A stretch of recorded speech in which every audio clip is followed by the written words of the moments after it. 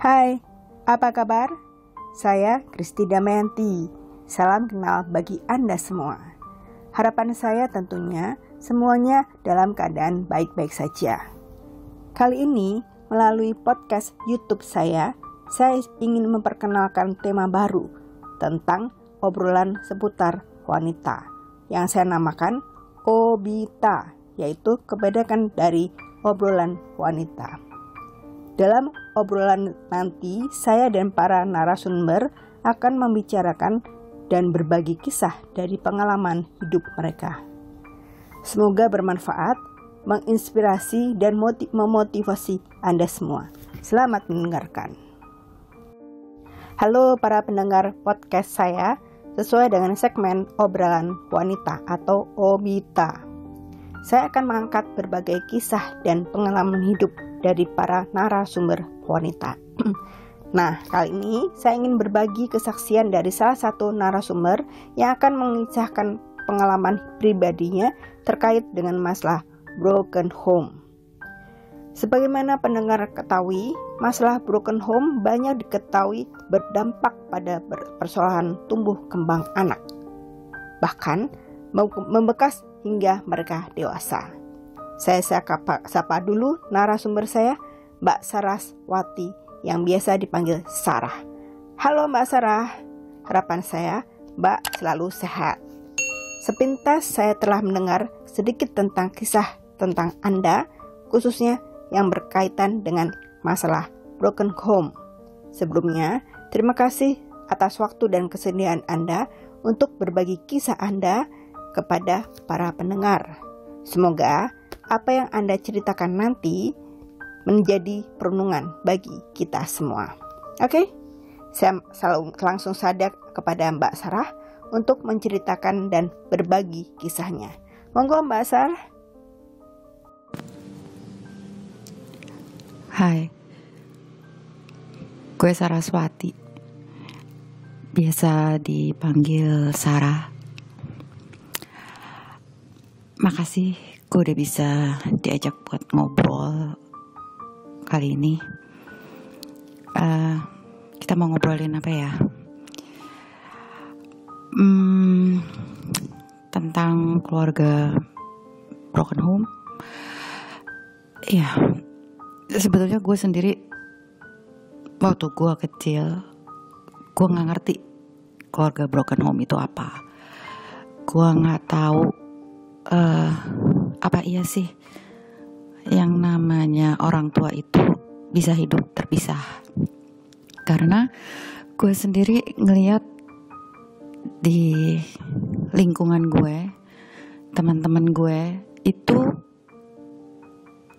mungkin agak beda gitu ya. Maksudnya gini, mereka mungkin orang tuanya berpisah, iya, tapi mereka fine-fine aja gitu. Jadi buat gue nggak ada stigma buruk atau nggak ada pikiran bahwa kalau orang tuanya cerai itu anaknya rusak. Kalau orang tua cerai itu anaknya jadi pemabok gitu. Kayaknya enggak. Jadi pada saat gue sendiri ngalamin itu, nyokap bokap gue cerai. Resmi cerainya ketok palu itu gue SMA kelas 2. Tapi proses perceraiannya itu makan waktu lama dan panjang dan menyakitkan buat gue. Waktu itu gue masih SMP, SMP kelas 2 kayaknya. Jadi, gue 4 bersaudara. Gue punya 1 kakak laki-laki dan 2 adik perempuan. Gue anak nomor 2 dan gue berarti perempuan paling besar. Gue inget banget waktu itu nyokap gue tiba-tiba manggil gue sama kakak gue. Dan dia bilang terus terang bahwa papa kamu selingkuh. Gue gak ngerti selingkuh itu apa. Jujur, gue cuma diem aja. Kakak gue bereaksi. Dia agak kaget, dia agak marah. Terus Terus nyokap gue bilang, papa kamu udah punya anak dari perempuan lain. Gue cuma bisa diem karena gue bingung harus bersikap seperti apa.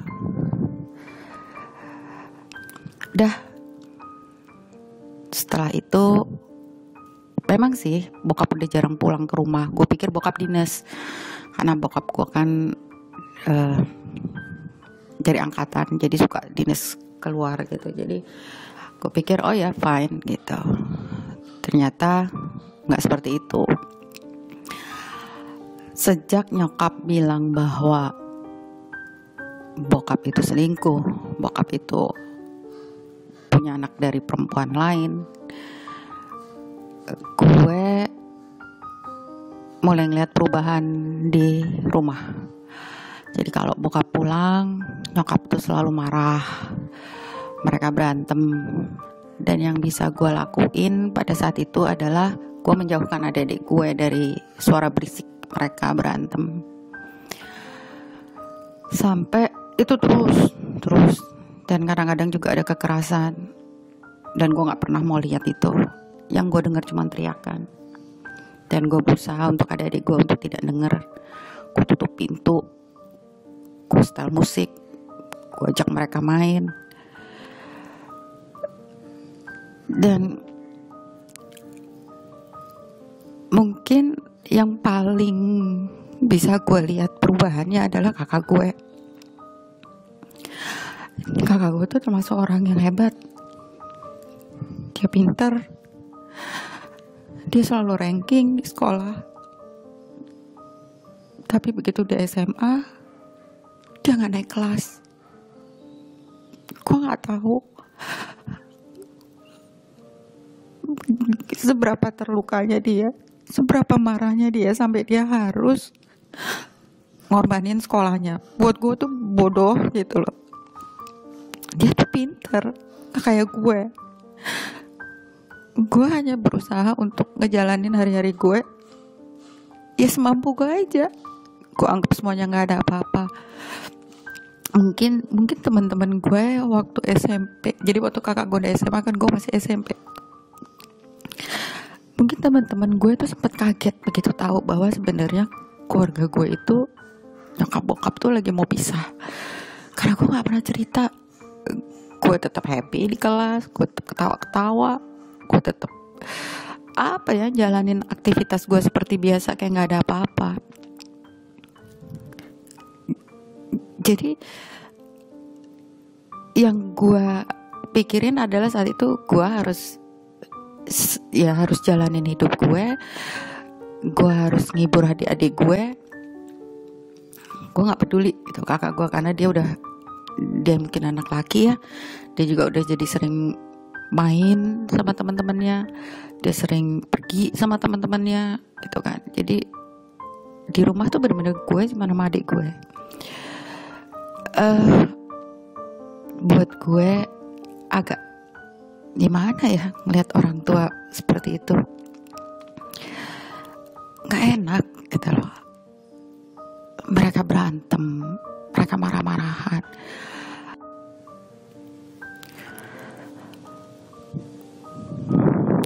Gue nggak tahu apakah efek dari perceraian orang tua gue itu yang menjadi kacamata dari saudara-saudara gue.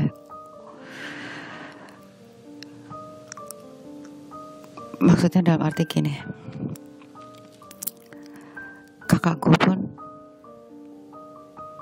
bercerai, adik gue pun bercerai, dan mereka berpisah dengan masing-masing sudah punya anak. Emang sih pada saat mereka mau proses cerai, gue sempat berpikir, emang gak bisa ya diperbaiki, emang gak bisa ya dimaafkan, emang gak bisa ya kita menerima lagi mereka seperti itu, mulai dari awal. Tapi mungkin masalahnya berbeda gitu ya. Apa yang mereka alami berbeda. Mungkin gue hanya melihat dari luar, sama seperti waktu gue melihat nyokap bokap gue nggak ikut merasakan di dalamnya. Dan benar, memang setelah mereka berpisah gitu, mereka lebih happy dengan keluarganya yang baru. Mereka lebih hidup, mereka lebih bahagia dengan keluarganya yang baru. Meskipun gak dipungkiri bahwa ada lagi permasalahannya, ada lagi hal-hal yang tidak menyenangkan dalam rumah tangga. Tapi entah kenapa gue sulit melakukan hal itu gitu ya. Kenapa gue susah untuk ngambil keputusan untuk berpisah dalam rumah tangga gue yang sekarang. Nggak tahu apa ya. Dibilang gue takut untuk melangkah sendiri, enggak. Terus selama ini gue juga ngejalaninnya sendiri. Ibaratnya gue punya suami itu cuman status. Gue menghidupi diri gue sendiri, gue menghidupi anak-anak. Ya ada sih, ada suami gue ikut berperan, tapi mungkin 90% dia gak ada buat anak-anak.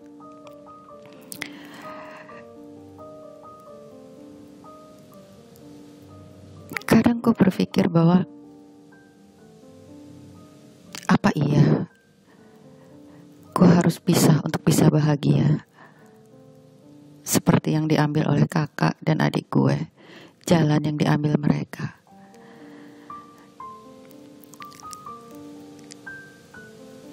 Satu hal yang gak pernah dilakukan nyokap gue adalah pada saat mereka mau berpisah, mereka menanyakan pendapatnya kepada anak-anaknya. Mereka tanya perasaan kita, mereka tanya apa yang kita mau. Enggak. Semua adalah hak prerogatif, hak mutlak dari nyokap untuk memutuskan bahwa saya mau pisah dari ayah kamu.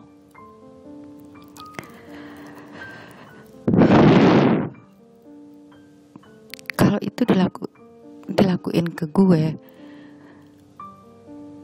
gak ngelakuin itu. Rumah tangga gue seperti ini,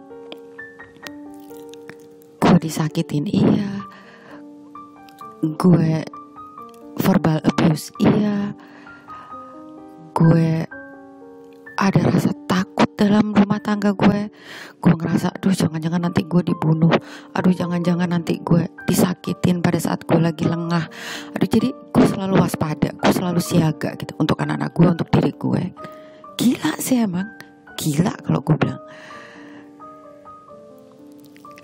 Tapi setiap gue tanya ke anak gue, mungkin anak gue yang pertama udah lebih dewasa gitu ya, dia udah saat ini dia udah bekerja. Gue tanya, menurut kamu gimana? Kamu tahu mama sama papa tuh udah seperti ini. Dan dia bilang, kalau ditanya mah,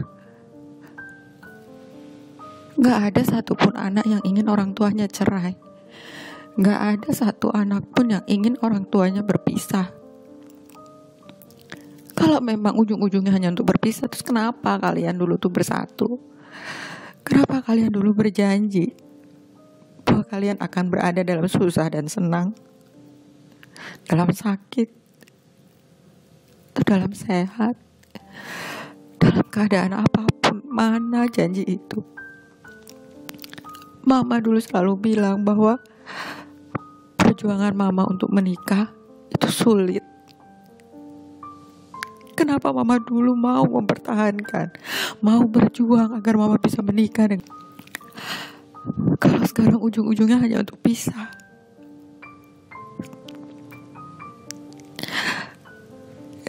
Kenapa mama gak bisa bertahan untuk itu? Kalau dulu mama bisa bertahan, kenapa sekarang enggak?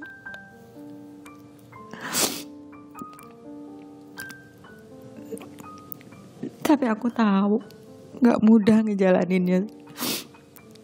Karena aku sekarang udah bisa ngeliat, aku bisa menilai seperti apa yang mama rasain. Tapi kalau mama tanya maunya aku gak mau mama sama papa pisah. Aku ingin mama sama papa terus ada buat aku sama adik. Entah gimana caranya. Aku hanya ingin punya keluarga yang utuh.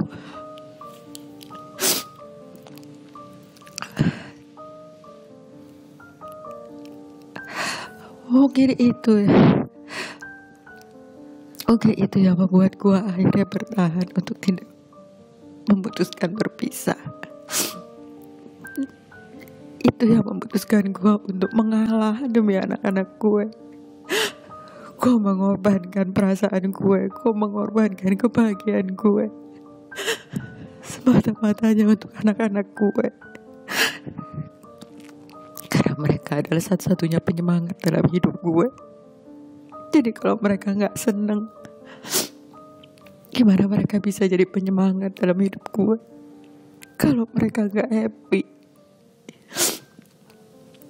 gimana mereka bisa jadi orang-orang yang benar-benar dekat sama gue?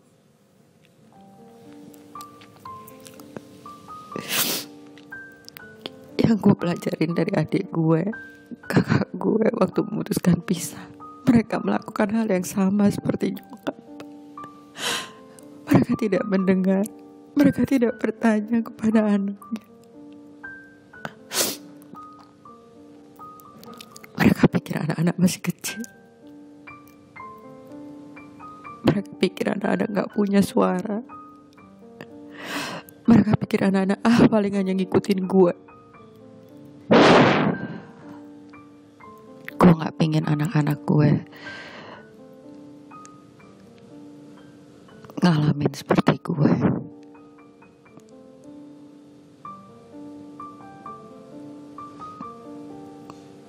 Gue gak pengen anak-anak gue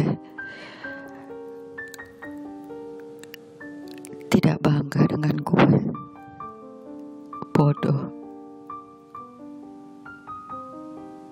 Mungkin ini bodoh, tapi ini yang bisa gue lakuin untuk anak-anak gue.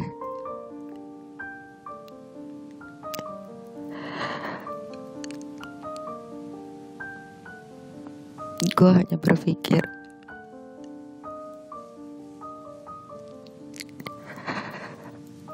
kalaupun memang gue harus pisah, itu bukan karena gue yang minta, tapi memang udah kehendak dari yang di atas. Bukan dengan cara yang gue mau, tapi dengan cara yang Tuhan kasih buat gue.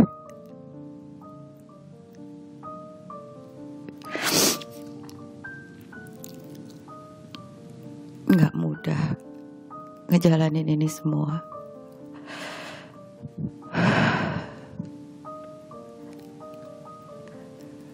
Mungkin gue selalu was-was karena gue takut, karena gue pernah lihat gimana dulu bokap nyakitin nyokap gue.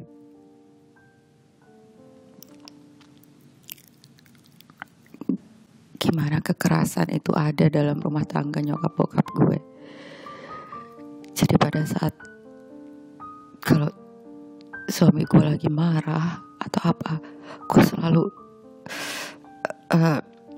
gue selalu was-was, gue selalu jaga-jaga gitu. Gue gak berani tidur kadang-kadang, gue selalu terjaga. Gue harus ngeliat anak gue, jangan sampai mereka disakitin. Jangan sampai suami gue pas gue tidur misalnya terus dia nyakitin gue. Capek.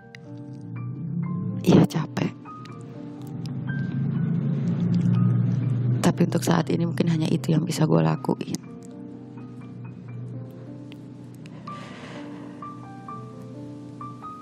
Jadi anak broken home itu gak enak. kalau lu tanya pendapat gue tentang keluarga broken home, gue anggap itu udah biasa untuk zaman sekarang ya. Maksudnya untuk zaman sekarang itu sesuatu hal yang lumrah. Pasangan yang udah gak sejalan itu memutuskan untuk berpisah gitu. Gampang. Mungkin itu juga yang jadi pertimbangan waktu nyokap gue sama bokap gue memutuskan untuk berpisah gitu ya. Mereka ingin mencari kebahagiaan mereka masing-masing, tapi mereka lupa bahwa mereka punya kita, mereka punya anak-anak, dan itu tidak mudah buat anak-anaknya. Ya gue gak ngerti ya, gue 4 bersaudara, gue anak perempuan tertua, gue anak nomor 2, kakak gue cowok, adik gue 2 cewek. Itu pun kita berempat menyikapinya berbeda-beda gitu loh. Sampai sekarang memandang satu perceraian nyokap bokap itu sesuatu hal yang berbeda gitu. Mereka menganggap bahwa bokap salah, bokap selingkuh, bokap ninggalin nyokap gitu kan, demi perempuan lain gitu. Sementara gue ngelihatnya gak seperti itu. Gue selalu ngelihatnya bahwa dalam satu hubungan ada perpisahan atau ada tidak kecocokan, itu pasti ada sebab akibat. Dan gue melihatnya bahwa waktu itu nyokap bokap gue tuh orangnya fine-fine aja sebetulnya gitu loh. Bokap gue tuh sayang banget sama nyokap gue. Dari yang gue tahu sih ceritanya bahwa nyokap gue itu menikah muda gitu kan. Dan kalau gak salah lulus SMA gitu, dia terus dinikahin. Dan bokap gue tuh sama nyokap gue tuh beda sekitar hampir 15 tahunan. Bokap gue tuh orangnya baik banget. Gak pernah marah, gak pernah neko-neko. Jadi pada saat waktu nyokap bokap sebetulnya ingin perceraian tuh nyokap gue. Jadi waktu nyokap gue memutuskan untuk pisah, itu gue agak aneh gitu. Yang ngerti sih nyokap gue bilang bahwa bokap gue tuh selingkuh gitu kan. Tapi buat gue kenapa gitu kan, kenapa bokap gue bisa seperti itu yang gue cari. Dan setelah gue makin, itu waktu itu gue SMP kan, begitu gue udah SMA, gue kuliah gitu, gue lihat gitu perbandingannya bahwa nyokap itu gak mau diduain bener, pasti sakit ya diduain. Awalnya gue juga gak tahu diduain itu sakitnya seperti apa. Gue cuma pikir, alah cuman gitu aja sih gitu kan. Tapi ternyata setelah gue menikah pun gue mengalami hal itu dan itu sakit gitu. Jadi gue bisa ngertiin perasaan nyokap gue pada saat itu.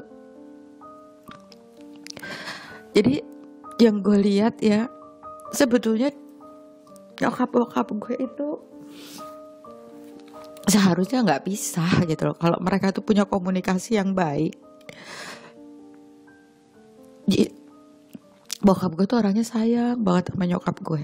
Apapun keinginan nyokap gue tuh diturutin. Tapi mungkin ini perkiraan gue.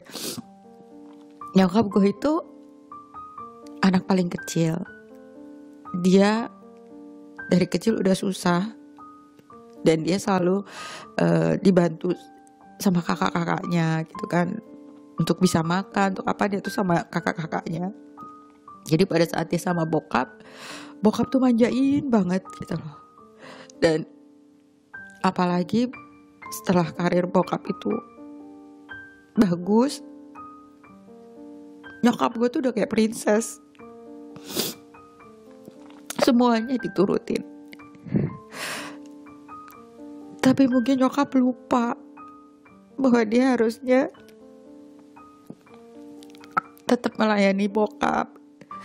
Tetap kalau bokap pulang kantor, nyokap tuh nemenin di meja makan. Jadi ya gue lihat tuh memang nyokap gue waktu itu selalu sibuk dengan dirinya gitu kan. Dia asik dengan teman-teman dia. Jadi gue pikir nggak salah kalau bokap tuh akhirnya eh, berpaling sama perempuan lain gitu loh. Salah sih, maksudnya bokap gue nggak ngomong gitu, nggak negur nyokap gue gitu kan. Apa mungkin saking sayangnya atau apa, gue nggak tahu deh. Tapi yang jelas akhirnya gue kenal gitu ya, gue kenal sama perempuan bokap gue itu. Ya dia perempuan Jawa, ngajeni, melayani. Kalau bokap mau makan dia siapin, duduk di sampingnya, ngobrol. Mungkin itu yang dibutuhin bokap gue gitu kan. Dan itu nggak didapet dari nyokap. Mungkin awal-awal dulu iya nyokap gue begitu, tapi setelah itu mungkin nyokap lupa gitu kan. Jadi gue pikir ya udahlah, nggak ada yang salah gitu kan. Semua pasti ada sebab ada akibat. Berkaca dari situ akhirnya gue berpikir bahwa kalau nanti gue menikah gitu kan, apapun yang terjadi gue gak akan bisa, karena efeknya gak enak buat anak-anaknya. Adik-adik gue nyikapinnya tetap sampai saat ini bokap salah. Jadi mereka tuh ngelihat bahwa bokap pisah tuh gara-gara perempuan itu. Kakak gue pun begitu. Dan kalau dibilang perceraian itu menyelesaikan masalah buat mereka, iya. Tapi gak buat gue, buat adik-adik gue, buat kakak gue. Lu pernah gak sih ngerasa kalau tuh capek gitu? Lu tuh jadi jembatan buat orang tua yang bertikai. Itu gue alamin. Dan gue gak mau, pokoknya semua pengalaman gue di masa lalu itu gue gak mau itu terjadi nanti di anak gue gitu. Jadi gue berusaha mati-matian untuk mempertahankan pernikahan gue itu. Jadi nyokap gue itu kalau mau ngomong ke bokap lewat gue. Nanti bokap gue sampein, nanti bokap gue nyampein ke gue kasih tahu ke nyokap gue. Kalau jawabannya gak sesuai dengan keinginan nyokap gue yang jadi sasaran. Dan itu selalu seperti itu. Itu capek. Sampai pernah gue mogok untuk bicara gitu sama nyokap bokap gue. Dan lo tahu, gue dimasukin ke rumah sakit jiwa di Cipto. Gila sih sebetulnya. Gue hanya nggak mau ngomong gitu, jadi gue dibawa ke psikiater, pertama psikolog, psikiater itu. Akhirnya gue memang males gitu loh, karena apa sih, gila lu bayangin dong, lu anak SMP ya, lu dikasih tahu, kamu ngomong ya sama papamu gini. Gue sampein, pak kata mama gini. Terus nyokap gue jawab gitu kan, terus gue kasih tau, ma kata papa gini. Terus dia marah, kenapa kamu nggak nanya gini, kenapa kamu nggak nanya begitu gitu. Emang kepikiran? Emang itu ada di pikiran anak SMP gitu loh. Lu kasih jawaban ini terus lu mengembangin, kenapa gak begini, kenapa gak gitu. Enggak kan? Lu kan pasti lu yang dapat A, ya lu sampein A gitu kan. Dan itu terus gitu loh. Dan gue gak ngerti gitu kan, kenapa mereka tuh gak ngomong langsung, atau kenapa mereka gak lewat kakak gue gitu kan yang lebih tua untuk ngomong gitu kan. Kenapa harus selalu lewat gue gitu. Dan akhirnya gue yang selalu jadi sasaran, gue yang selalu jadi marah gitu. Jadi pada saat mau proses cerai itu tuh udah SMA. Gue bener-bener mogok untuk bicara. Gue capek untuk jadi yang namanya jembatan. Akhirnya gue memutuskan untuk diam.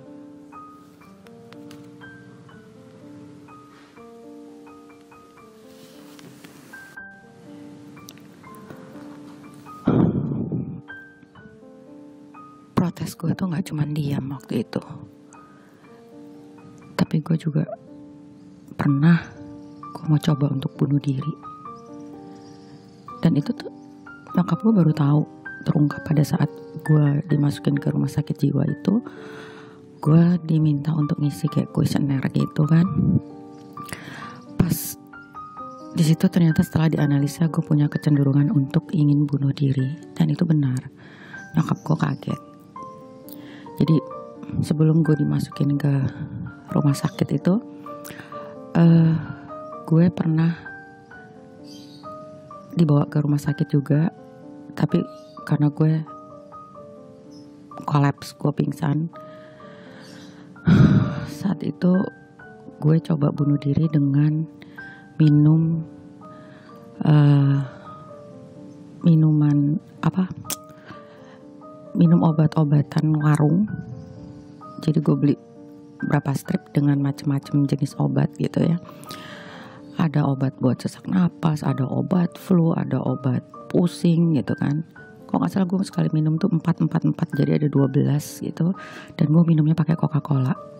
Dan bodohnya gue waktu itu, sebelum gue mau bunuh diri, gue ambil wudhu dulu dong. Goblok gak sih? Emang yang ada di pikiran gue tuh pada saat itu, at least kalau gue mati nih gitu kan, gue udah berwudhu gitu kan. Gue gak habis pikir kenapa gue punya pikiran stolol itu gitu kan. Tapi ternyata Tuhan berkehendak lain. Dia belum menginginkan gue untuk mati.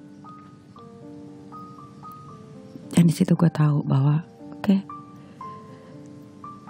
ternyata mau bunuh diri itu kalau nggak langsung mati nyakitin.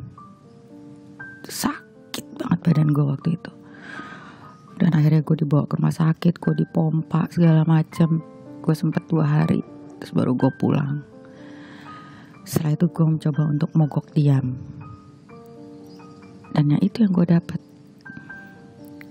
Karena gue gak mau bicara, bener-bener gue gak mau ngomong sama sekali. Akhirnya gue dimasukin ke situ, mungkin maksudnya untuk observasi. Jadi gue berpikir bahwa orang yang waras kalau dimasukin ke rumah sakit jiwa benar-benar bisa gila. Akhirnya gue mengalah. Gue bilang sama dokter gue, oke, gue mau ngomong, gue mau bicara lagi, tapi gue gak mau jadi jembatan. Akhirnya nyokap gue ngerti. Akhirnya gue keluar dari situ. Setelah itu gue mulai mencari cara untuk bagaimana caranya supaya gue tuh nggak sedih.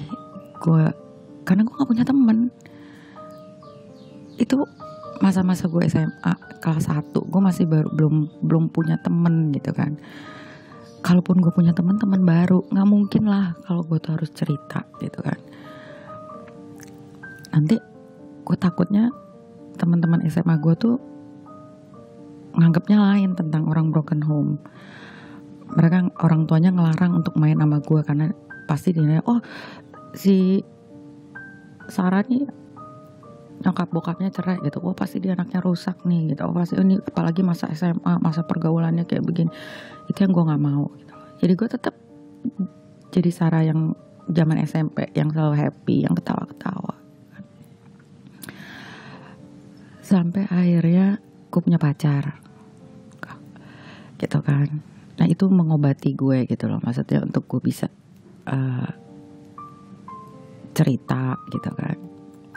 Meskipun gak semuanya, karena gue juga takut orang tuanya ngelarang untuk bergaul dengan gue gitu, karena gue dari keluarga yang rusak. Dia dari keluarga baik-baik, sangat baik-baik gitu. Nah sampai akhirnya gue punya satu teman yang gue bilang itu teman tanpa syarat, yaitu rokok. Gue mulai mengenal rokok. Awalnya gak sengaja. Jadi pada saat itu nyokap bokap lagi ribut banget gitu segala. Terus ada rokok di kamar punya saudara gue yang ketinggalan. Gue pengen nangis saat itu, gue pengen teriak, gue pengen apa, tapi gue tahan karena gue ada adik gue. Akhirnya gue coba naik ke atas, terus gue ngerokok. Awalnya sih batuk-batuk, tapi lama-lama kok gue bisa nahan nangis ya. Dengan gue merokok tuh gue bisa gak nangis, gue bisa gak sedih gitu kan. Akhirnya itu yang menjadi teman gue. Jadi gak ada kepikiran dari diri gue untuk bunuh diri, gak ada pikiran gue untuk mogok bicara gitu. akhirnya gue bener-bener nyaman dengan hidup gue. Tapi itu gue ngerokok.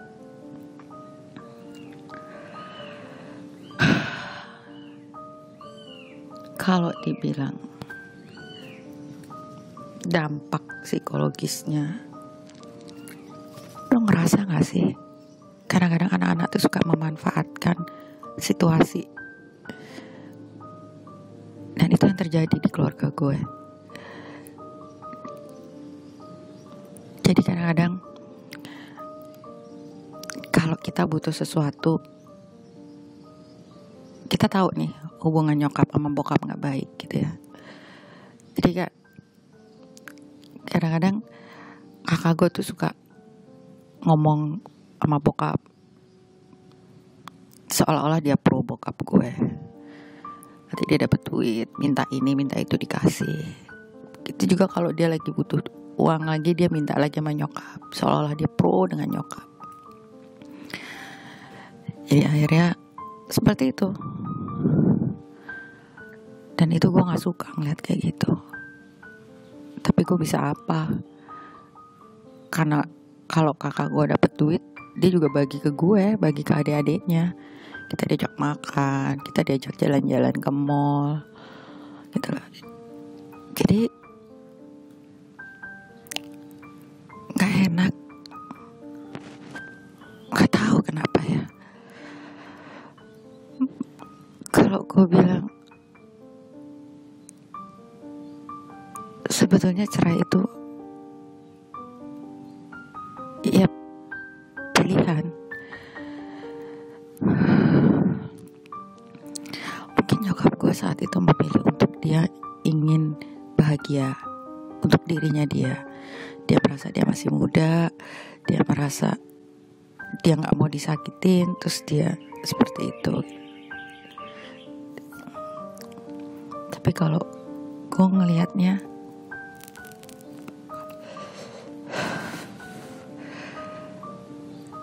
gue ngeliatnya beda.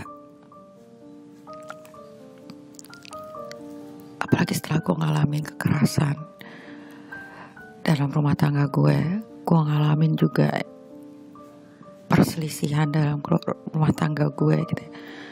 Gue memutuskan untuk tidak berpisah karena satu, kaca di depan gue tuh udah retak, dan gue gak mau anak-anak gue ngalamin hal yang sama. Gue selalu ingat kata-kata dari kakek gue waktu adik gue tuh pernah minta beli mainan baru karena mainannya rusak. Kakek gue bilang, kamu kalau sudah dibelikan mainan, dirawat, diawet-awet, kalaupun itu rusak, coba diperbaiki. Jangan langsung dibuang. Meskipun papamu bisa beliin, meskipun mamamu tuh bisa beliin, tapi jangan langsung dibuang. Coba kamu perbaiki dulu. Jadi menurut gue, dalam satu hubungan, kalau memang itu ada yang rusak, kenapa sih gak coba untuk diperbaiki dulu? Jangan buru-buru langsung dibuang. Gue bisa beli baru, dibuang. Gue bisa dapetin yang bagus, yang lebih bagus dari ini. Emang kadang-kadang itu harus ngorbanin kesenangan kita gitu ya. Kayak mainan itu, kita harus ngorbanin kesenangan kita hanya untuk apa? Memperbaiki itu sebelum kita bisa mainin lagi.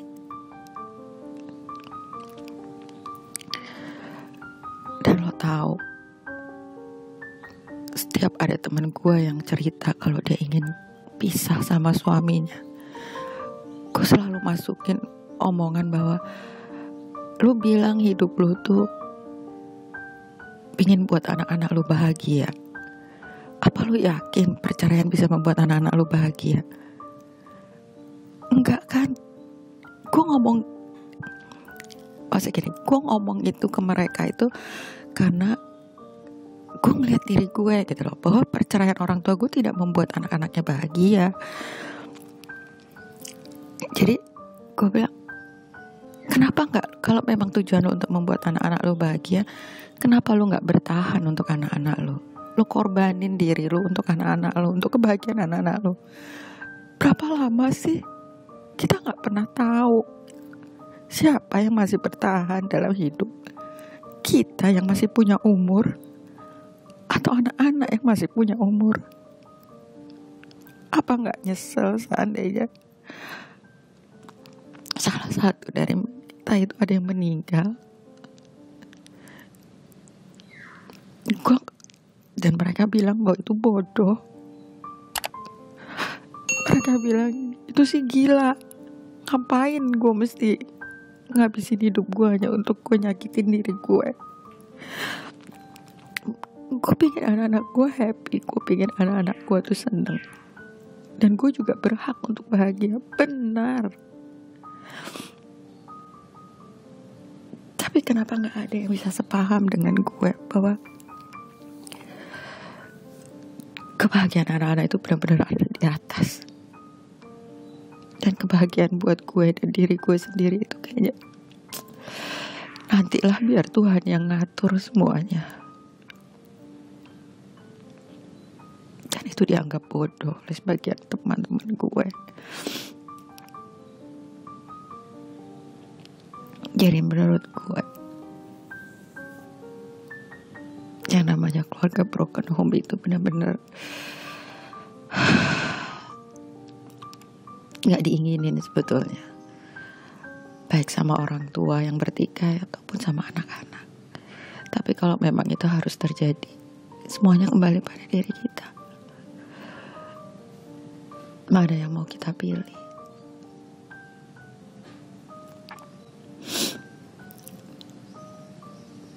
Buat gue dalam satu pernikahan itu kayak kita ikut lomba lari. Begitu kita mencapai kata ijab, berarti kita mulai start. Kita lari. Tapi kalau di tengah jalan kita capek, kita gak mungkin mundur. Lebih baik kita minggir. Kita jalan pelan. Kalau masih capek, kita duduk. Kita istirahat, tenangin dulu diri. Baru setelah itu kita pelan-pelan lagi jalan. Dan kita lari lagi. Karena kita gak pernah tahu di mana batas akhirnya. Di mana garis finishnya.